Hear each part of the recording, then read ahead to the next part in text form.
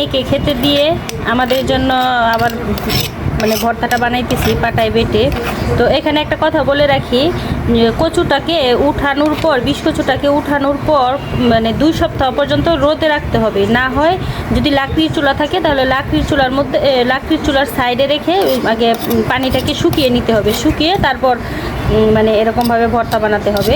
আর যদি এভাবেও না হয় তাহলে কচুটা যদি মানে টাটকা মাটির নিচ থেকে উঠিয়ে যদি খাও তাহলে তোমরা এভাবে ভর্তা বানাবে। বানানোর পর ভাত মার গালার পর মানে এরকম এই যে এখানে যে আমি বেটেছি এরকম বানিয়ে ভাতের নিচে মার গালার পর ভাতের নিচে রেখে দিবে, ভাতের হাঁড়ির ভিতরে ভাতের নিচে রেখে দিবে, রেখে গরম ভাতের সাথে খাবে।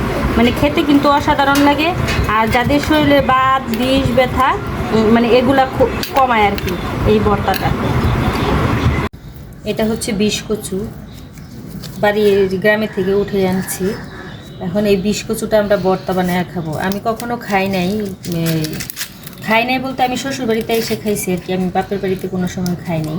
তো যেহেতু এবার গ্রামে গেছি তো আমার শাশুড়ি আর যা বলছে বিষ কচু নিয়ে আসতে, এটাকে আমরা ভর্তা বানাবো। এটাকে আগে হাতে পলিথিন বাঁধবো, নাহলে তো হাত চুলকাবে। হাতে পলিথিন বেঁধে তারপর এটাকে ছুলবো। যারা বিষ কচু চিনে অনেকেই ভাবতে পারে যে এটা বিষ কচু না, অন্য কোনো কচু, কিন্তু না, এটা অন্য কোনো কচু না, এটা বিষ কচু। যারা চিনে তারাই বলতে পারবে। ছুলে ধুয়ে এনেছি, মানে ছুলে তারপর ওই যে ধুয়ে এনেছি, মানে এখন এই ঘষুনি দিয়ে মানে ঘষে ঝুরি করে নিব। ঝুরি করার পর আর ধুবো না, তারপর চুলার নিচে দিয়ে দিব, মানে ঝুরি করে করবো, তাহলে বাটতে সুবিধা হবে। বিষ কচুটা আমি কুড়িয়ে নিয়েছি, এতটুকু হয়েছে। আর বিষ কচুটা ভর্তা বানানোর জন্য আমি কী নিয়েছি, এখানে শুকনো মরিচ, তারপর হচ্ছে তেজপাতা, রসুন, ধনিয়া।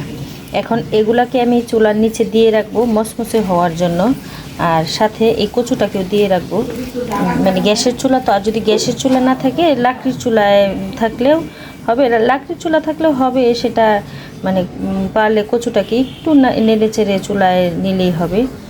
আর হচ্ছে এই রসুনের ইটা দিয়ে, আর এখানে আমরা যখন ভর্তাটা বানাবো তখন আমরা করব না, কোনো পানি ব্যবহার করব না।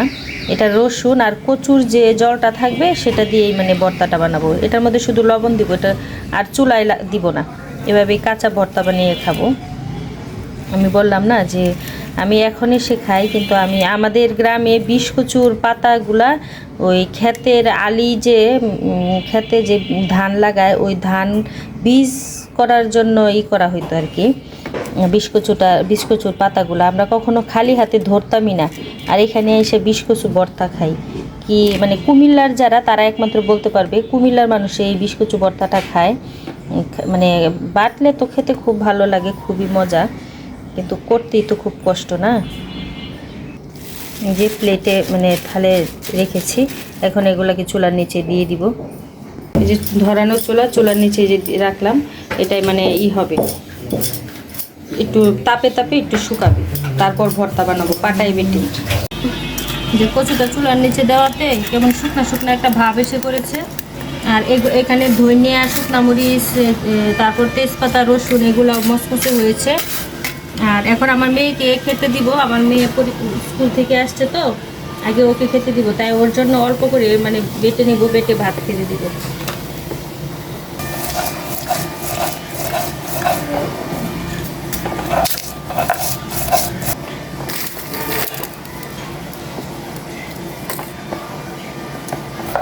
জল ছাড়া বাটবো।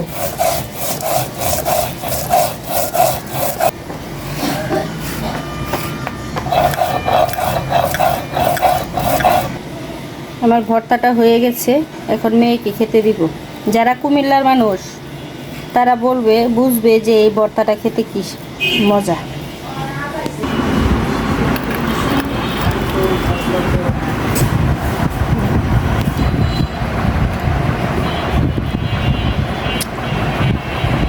কেমন হয়েছে? দারুণ হয়েছে।